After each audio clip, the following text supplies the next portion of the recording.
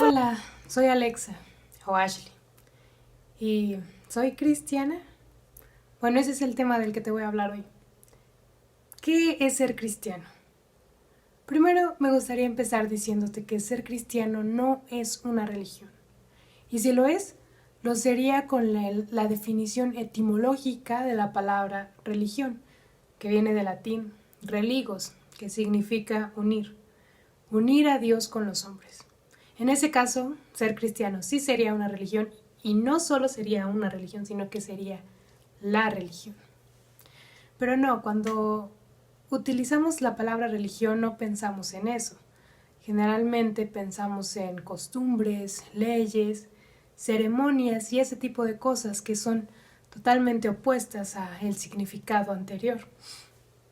Bueno, ahora que ya aclaramos esto, ¿qué es ser cristiano? Al igual que la palabra religión, al cristiano se le han dado diferentes definiciones. Por ejemplo, algunas personas utilizan la palabra cristiano para diferenciar de las personas que creen o no en Dios. También está relacionado con personas que tienen altos valores morales, o inclusive, una definición que encontré es personas que externan su fe y creencias mediante actos públicos. Y si te das cuenta, ninguna de estas definiciones menciona a Jesús. Ninguna de estas definiciones menciona a Cristo.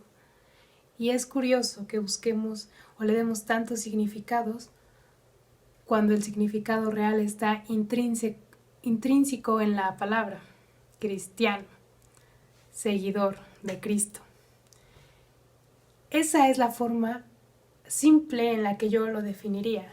Ser cristiano es un seguidor de Cristo. Sí, pero no de esos seguidores actuales de Instagram que simplemente van y te dan follow, pero ni siquiera les interesa entablar una conversación contigo, o no comparten tus gustos, inclusive ni siquiera están de acuerdo con lo que piensas. No, ese tipo de seguidores no. Cuando me refiero a seguidor de Cristo, déjame que te ponga en contexto. En el tiempo de Jesús, los judíos tenían un sistema educativo bastante estricto. Básicamente consistía en el aprendizaje de la Torá. Este estaba dividido en 3 niveles, supongamos kinder, primaria, secundaria.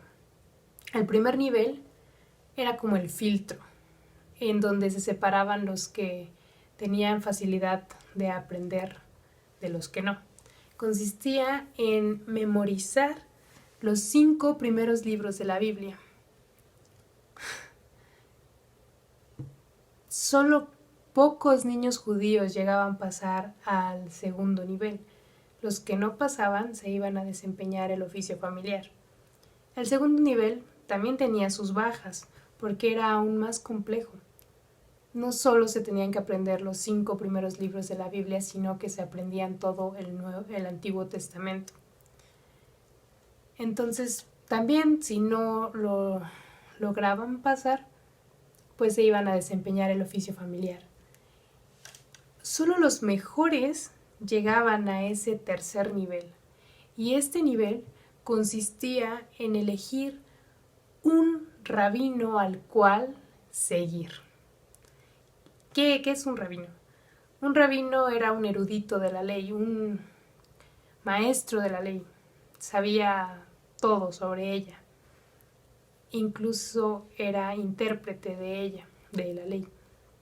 Entonces, aún así, aunque habían llegado a ese tercer nivel, todavía corrían el riesgo de que el rabino al que elegían seguir les dijera que no estaban calificados para seguirlo. Entonces eso era una decisión que no se tenía que tomar para nada a la ligera. Ahora, ¿en qué consistía seguir a un rabino? Aparte de que literalmente lo seguían, tenían que aprender todo de él. Tenían que hablar como él, caminar como él, prácticamente pensar como él, al grado de que una persona común pudiese decir, él es seguidor de tal rabino. O sea, que a legua se viera a quién estaba siguiendo. Es esa la entrega, la disciplina y pasión a la que me refiero al usar esta palabra seguidor de Jesús. Y aunque Jesús era un rabino, no era un rabino como todos los demás. Pero algo que me gustaría resaltar de Cristo en esos tiempos fue cuando eligió a sus seguidores. Él fue y los eligió. Dice la Biblia voy a poner la cita por aquí, que a los hombres que eligió estaban desempeñando el oficio familiar. Entonces, dice la palabra que Jesús fue a un lugar de pescadores. Si estaban desempeñando el oficio familiar, era porque no eran de los aplicados, no eran de los que tenían las más altas notas. Y fue Jesús quien los eligió a ellos, no ellos a él. Entonces, cuando Jesús va y les dice, síganme, ellos dejaron todo lo que estaban haciendo. Era un honor en esos momentos seguir a un rabino. Y a la fecha. Pero ellos dejaron su todo por el todo de Jesús. Ellos sí sabían que era más valioso este todo. ¿Yo por qué soy cristiana? Bueno, pues pondré un ejemplo un poco, no sé cómo decirlo. Jesús es ese crush que no solamente sabe que existes, sino que te ama. Y no solo te ama, sino que dio su vida por ti. Aún conociendo todos mis defectos, todos mis fallos, todos mis errores, Él eligió amarme y entregarse por mí. Jesús hombre es un boom. Marcó un antes y un después en la historia. Sus enseñanzas trascienden en el tiempo, tanto así que a la fecha aún hay seguidores de Jesús. Era el equilibrio perfecto entre amor y justicia, entre autoridad y humildad, entre valentía y sensibilidad.